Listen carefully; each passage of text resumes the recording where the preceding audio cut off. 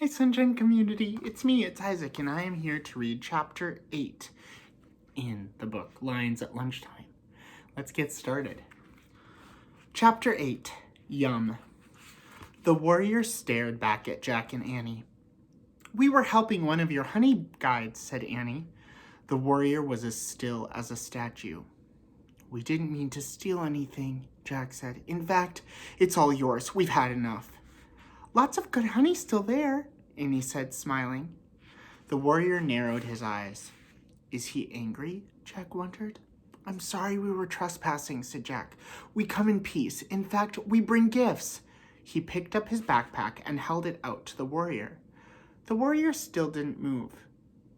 "This?" Jack held out his book. "Nothing." Jack reached into his pack. He pulled out the big jar of peanut butter. "Peanut butter!" He pulled out the loaf of bread. "Bread! Hey, how about a peanut butter and honey sandwich?" "Yum!" said Annie, watching the warrior. The warrior stared at the food. "We'll show you," said Jack. As Jack unwrapped the bread, his hands shook. Annie opened the jar. "We don't have anything to spread it with," she said. "Use your fingers," said Jack. "Excuse me," Annie said to the warrior. "I have to use my fingers, but they're pretty clean. An elephant just do it, Annie," said Jack. Okay. She spread the peanut butter onto a slice of bread with her fingers. At the same time, Jack spread the honey from the beehive on another slice. Jack and Annie put their pieces of bread together. "Ta-da!" Annie said, handing the sandwich to the warrior. The warrior took the sandwich, but he didn't eat it. He just looked at it. Here's the picture. Annie and Jack and the warrior. "Let's make sandwiches for us too," Jack said, "so he doesn't have to eat alone." They quickly made 2 more sandwiches. "See, like this," said Annie. She bit into her sandwich. "Mmm, yum." Jack took a bite too. "Mmm," he said. It was really good. Finally, the warrior bit into his sandwich. He chewed slowly. "This is called a picnic," said Annie. They ate their sandwiches in silence.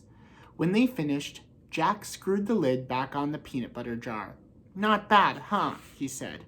The warrior smiled. He had a kind, dignified smile. Dignified means important.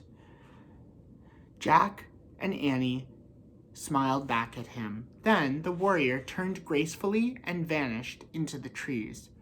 "Oh, man," said Jack. Part of him wanted to follow the silent warrior through the shadowy forest. "Ready?" Annie asked softly. Jack nodded. Annie started to go. "Wait," said Jack. He put away the peanut butter and bread. "We're going back to the treehouse, right? We're not going to do anything silly like rescue anything or chase birds, right?" "Those aren't silly things," said Annie. "Don't forget, that bird gave us the answer to the riddle." "Oh, right," said Jack. He looked at the little honey guide. She was on the ground pecking at the honeycomb. "Thanks," Jack said to the bird. "Have a good feast," said Annie. Jack put on his pack. Then he and Annie started out for the forest. When they passed the pond, they saw the elephant still splashing in the water. He lifted his trunk. He seemed to be waving at them. "See ya!" Annie shouted, waving back. They rounded the bend in the river, then started through the tall grass.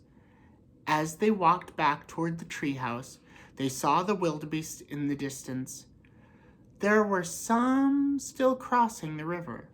They saw a family of zebras grazing together. They saw lone giraffes walking from tree to tree, eating the leaves.